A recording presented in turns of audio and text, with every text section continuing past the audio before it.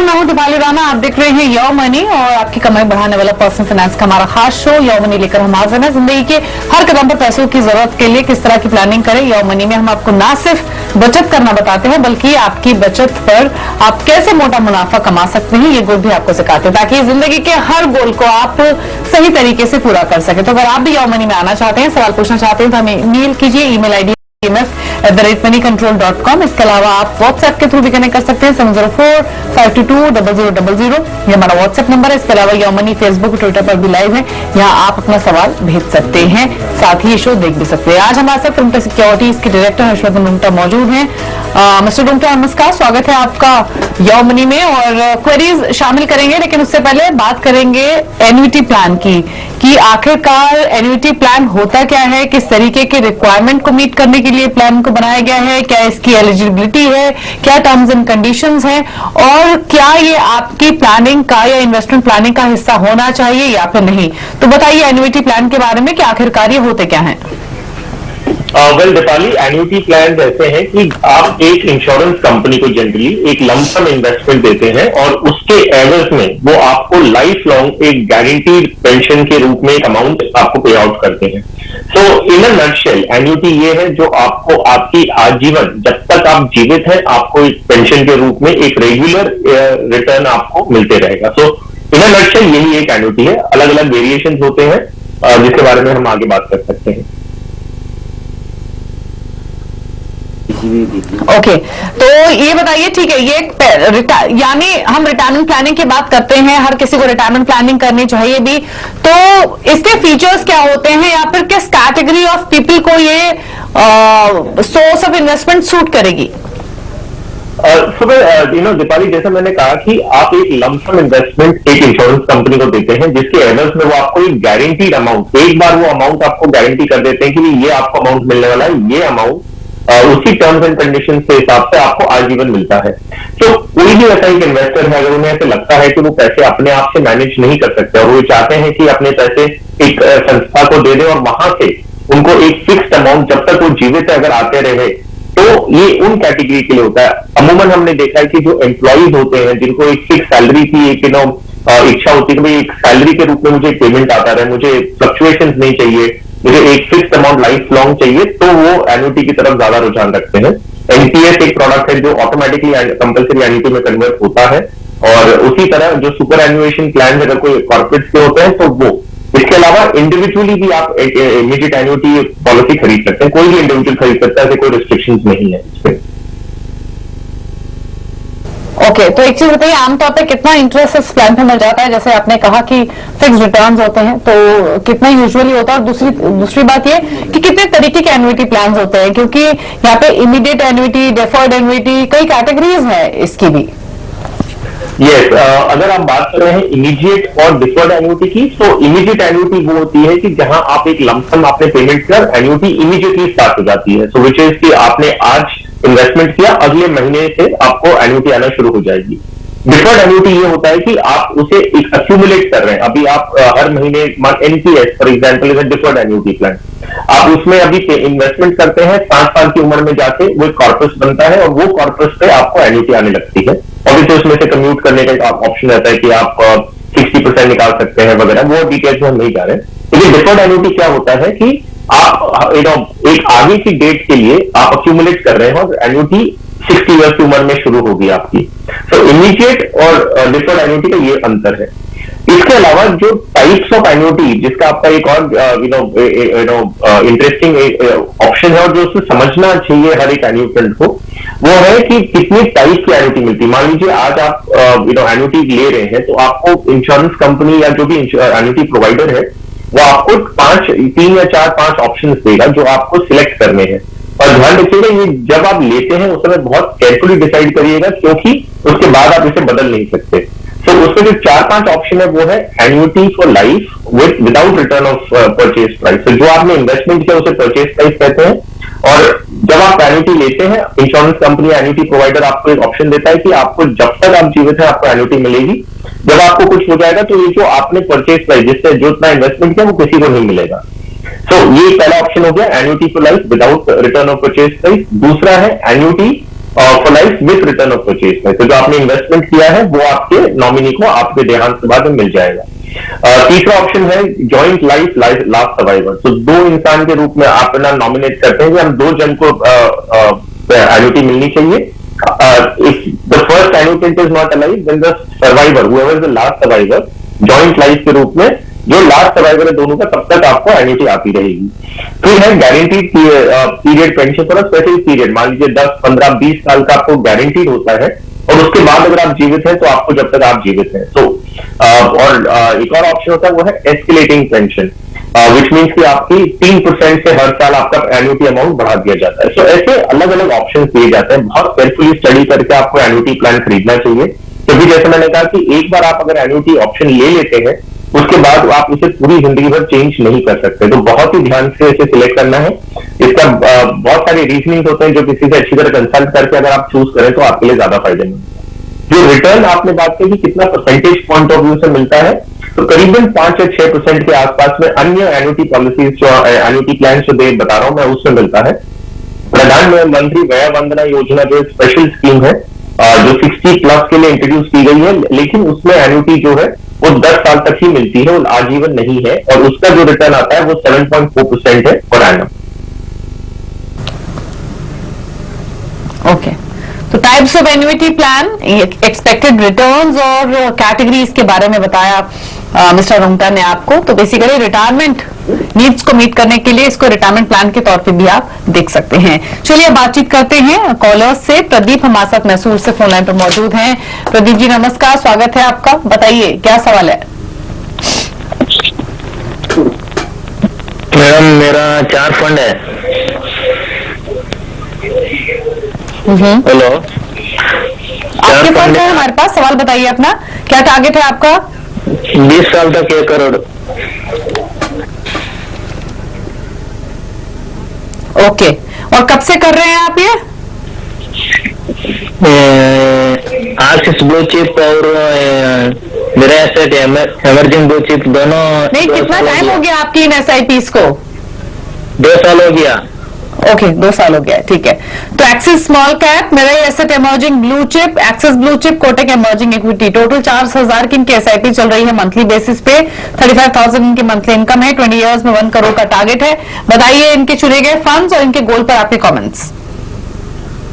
सुमन दीपाली, अगर हम देखें तो allocation large, mid, small and large mid cap category में अच्छी तरह से इन्होंने हर एक मार्केट सेगमेंट को कैप्चर करने के लिए उन्होंने सब जगह इन्वेस्टमेंट हर सेगमेंट में कर तो लिया है। लेकिन लार्ज कैप कैटेगरी में मेरा सुझाव रहेगा कि एक्टिव फंड नहीं लेके वो इंडेक्स फंड ले ले तो उनके लिए बेटर होगा। तो सिर्फ एक बदलाव का मेरी सलाह दे रहा हूँ।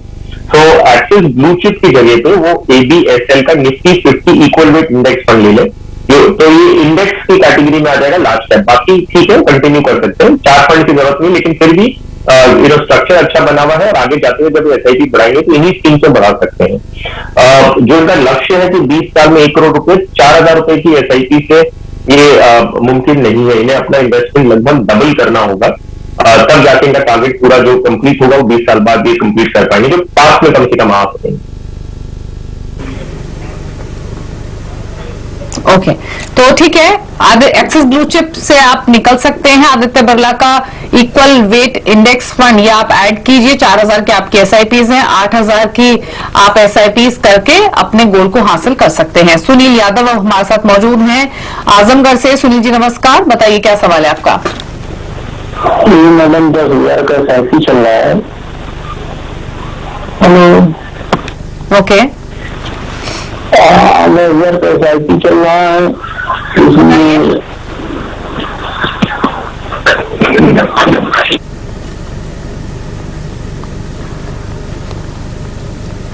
तो आप अपना गोल तो बताइए। 10,000 के SIP की डिटेल्स तो है मेरे पास, आप क्या टारगेट लेके चल रहे हैं, क्या जानना चाहते हैं सुनील जी। ये जानना चाहते हैं 10 सालों में 50 लाख की जरूरत।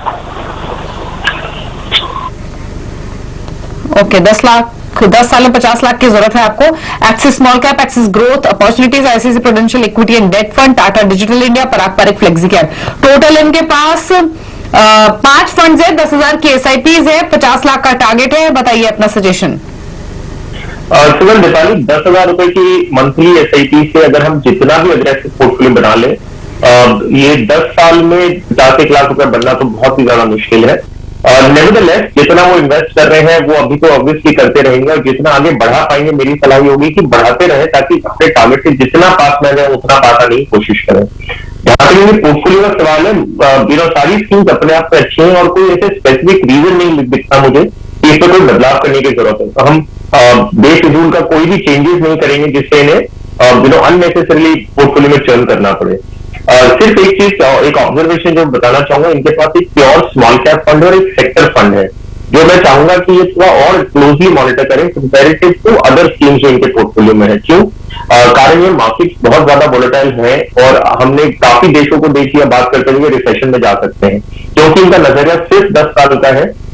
इन दोनों फंड को पर्टिकुलरली ज्यादा ध्यान से देखना होगा, प्योर स्मॉल कैप फंड और एक सेक्टर फंड जो इनके पास है। और अगर इन्हें लगे कि 10 साल के टाइम होराइजन में ये जो रिसेशन और मार्केट का जो साइकिल्स होते हैं वो पूरा अच्छी तरह नहीं कैप्चर कर पाएंगे, तो इन दोनों फंड में से फिर उस समय निकल जाए। तो थोड़ा ट्रैक करें, मॉनिटर करें, और इन दोनों फंड से पर्टिकुलरली क्लोजली लुक करके 6 महीने या 1 साल में फिर से इसे रिव्यू करें। कुछ चेंजेस करने की जरूरत लगे तो कर ले, नहीं तो बने रहे। ओके, ठीक है।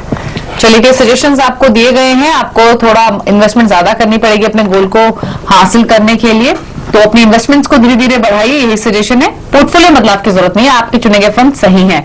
राम माथुर हमारे साथ फोन लाइन पर हैं। राम नमस्कार, बताइए क्या सवाल है आपका?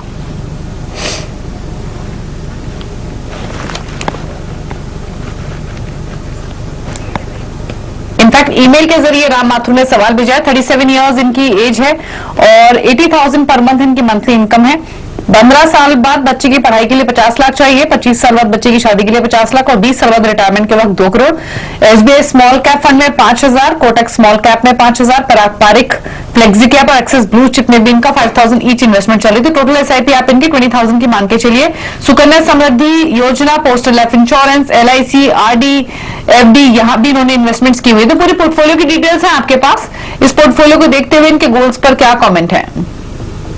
तो देखिए दीपाली, एसेट एलोकेशन की इक्विटी और डेट का है। अगर हम इनके Sukanya Samriddhi schemes, postal life insurance वगैरह सब अगर देखें तो इक्विटी डेट के बीच में जो एलोकेशन है वो अच्छा है, और नेचुरल की बात है, अच्छी बात है कि इन्होंने इक्विटी में ज्यादा एक्सपोजर लिया है, क्योंकि जो लॉन्ग टर्म गोल्स है उसमें इक्विटी आपको ज्यादा बेटर इन्फ्लेशन बीटिंग रिटर्न आपको आगे जाते हुए देगा। तो उस लिहाज से एलोकेशन अच्छा है। इनके पोर्टफोलियो पे अगर हम देखें तो एक ही सजेशन, अगेन एक छोटा सा चेंज करने की सलाह दूंगा कि स्मॉल कैप कैटेगरी में इनके पास 2 फंड्स हैं, तो कोई भी एक रखें, दोनों रखने की जरूरत नहीं है। ये एसबीआई स्मॉल कैप फंड में अपना निवेश जारी रखें, और कोटक स्मॉल कैप जो है उसकी जगह वो एक मिड कैप फंड में स्विच कर ले, तो इन्हें एक mid cap fund, mid cap segment में भी अच्छा खासा एक्सपोजर मिल जाएगा, क्योंकि इनके पास कोटक स्मॉल कैप ऑलरेडी है। कोटक एक इमर्जिंग इक्विटी फंड है जो मिड कैप फंड है और एक अच्छा फंड, तो ये सारा का सारा स्मॉल कैप का स्विच कर ले और कोटक इमर्जिंग इक्विटी में आ जाए, और एसआईपी भी उसी में फ्रेश रजिस्टर कर ले। तो इनके लिए स्विच करना भी आसान होगा, एक ही फंड हाउस का दे रहा हूं, और इन्हें मिड कैप और स्मॉल कैप में भी एक्सपोजर मिल जाएगा। लार्ज कैप और फ्लेक्सी कैप में इनका एक्सपोजर ऑलरेडी है, तो इस तरह से आगे जाकर अपना पोर्टफोलियो बना सकते हैं।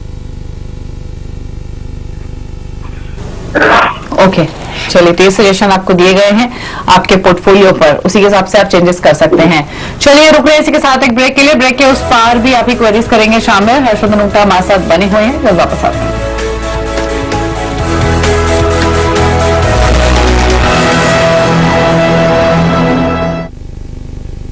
आप देख रहे हैं योर मनी और हमारे साथ मिस्टर हर्षवर्धन उंगटा मौजूद हैं क्वेरीज को आंसर करने के लिए।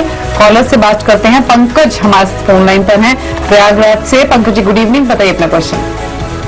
मैम, मेरा क्वेश्चन ये था कि फ्रॉम लास्ट 4 ईयर से मैं 8,000 पर मंथ इन्वेस्ट करता हूँ एसआईपी में, और मैं जो मेरा टारगेट ऑफ 30 ईयर्स का ऑलमोस्ट 4 to 5 करोड़ का है, तो उसके अकॉर्डिंग मेरा इन्वेस्टमेंट जो है क्या वो सही है?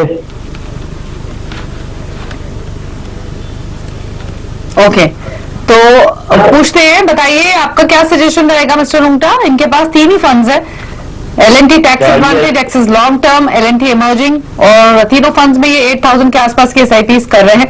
टारगेट इनका थोड़ा सा अग्रेसिव है लेकिन टाइम भी है। क्या सजेशन? वेल ये पंकज जी, आपका जो टारगेट है, अच्छी बात है कि 30 साल का टाइम होराइजन आपके पास है, तो 5 करोड़ जो लंबा कोई बहुत बड़ा अमाउंट लगता है, वो आप अगर देखें 30 साल की जो टाइम होराइजन है उससे आपका हो जाएगा। आपने कहा कि आपका इन्वेस्टमेंट आज की तारीख में 8,000 है और 3,000 रुपया आप और बढ़ाना चाहते हैं, तो 11,000 रुपए अगर हम देखें और अनुमान लगाते हैं कि लॉन्ग टर्म इक्विटी से हम एक्सपेक्ट करते हैं करीबन 12 to 15% काइंड ऑफ रिटर्न। तो अगर मैं अनुमान लगाऊं कि 30 साल बाद 5 करोड़ इकट्ठा होगा 11,000 रुपए से, यह तो बन सकता है। आपके पोर्टफोलियो पे आ जाते हैं, आपके पास 2 ELSS फंड है, मैं सुझाव दूंगा कि कोई भी एक रखें, दोनों की जरूरत नहीं है। तो axis long term equity fund आप कंटिन्यू करें और पूरा 4,000 का SIP आप उसी में बढ़ा लीजिए जो बाकी बंद कर रहे हैं। तो टोटल आपकी जो SIP होगी वो 4,000 रुपए की हो जाएगी एक्सिस लॉन्ग टर्म इक्विटी में, जिसमें आपको टैक्स बेनिफिट मिल जाएगा। ELSS के अलावा आप करीबन 7,000 रुपए इन्वेस्ट करना चाह रहे हैं, तो वो उसके लिए मैं आपको 2 स्कीम्स देता हूं जिसमें अमाउंट डिवाइड करके आपका एक्सपोजर अच्छा खासा हो जाएगा। Nippon India multi cap fund, इसमें 5,000 करिए, इसमें आपको लार्ज मिड स्मॉल कैप सब में एक्सपोजर मिलेगा और long term point of view से आपको मार्केट के सब सेगमेंट में एक्सपोजर मिल जाएगा। एक दूसरा जो बाकी का 2,000 रुपए, उसके लिए मैं आपको इंटरनेशनल फंड की सलाह दे रहा हूं ताकि आपका ज्योग्राफिकल डाइवर्सिफिकेशन भी हो जाए। कोटक नैस्डैक 100 FOF, तो इसमें आप बाकी का 2,000 कर लें। तो जैसे मैंने कहा, ये पोर्टफोलियो के एक्सपोजर से आपको लॉन्ग टर्म में अगर 11,000 रुपए इन्वेस्ट करें मंथली फॉर 30 ईयर्स, आपका जो टारगेट है 5 करोड़ का वो पूरा होता हुआ दिख सकता है। ओके, चलिए, तो आपके गोल पर राय दी है, आपके पोर्टफोलियो पर भी उसके हिसाब से चेंजेस कीजिए और इन्वेस्टमेंट्स आप थोड़ी सी बढ़ाएंगे तो आप अपने गोल को आसानी से हासिल कर सकेंगे। लेकिन चलिए फिर आप मिस्टर रुंगटा के टॉप 4 फंड्स पूछ लेते हैं उन व्यूअर्स के लिए जो पोर्टफोलियो क्रिएट करना चाहते हैं, म्यूचुअल फंड का एक बिगनर है, शुरुआत करना चाहते हैं। तो बताइए मिस्टर रुंगटा, आपके पिक्स क्या है? वेल दीपाली, मैं इसे डिवाइड करूंगा अलग अलग कैटेगरीज में। तो एक ऑफकोर्स लार्ज कैप आपके पोर्टफोलियो का हिस्सा बनता ही है, उसमें हम इंडेक्स फंड की सलाह देते हैं। तो ADSL Nifty 50 equal weight index fund एक ऑप्शन है जो आप लार्ज कैप कैटेगरी का ले सकते हैं।